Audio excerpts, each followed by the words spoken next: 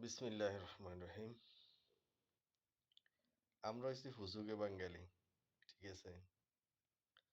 আমাদের কোনো সিস্টেমেটিক আমরা বুঝি না। এই যে আচ্ছা ইসরায়েলি পণ্য মনে করেন বাটা, KFC এগুলা বাংলাদেশ থেকে বন্ধ হয়ে গেলে সারা দুনিয়াতে বন্ধ?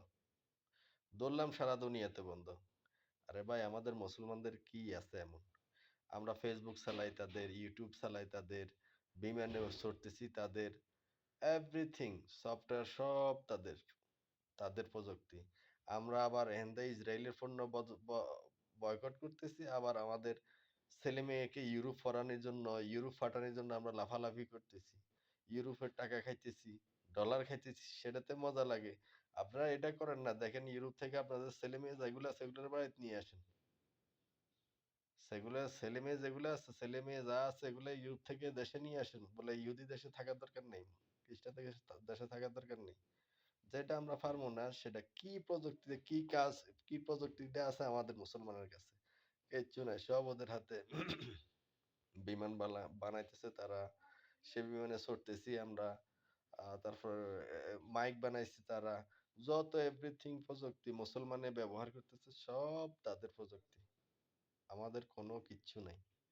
নাই বলতে কোনো কিচ্ছু নাই আমাদের। আমাদের আমরাই আছি, এছাড়া কিচ্ছু নেই। হয়তো আমার কথা তিতে লাগতে পারে।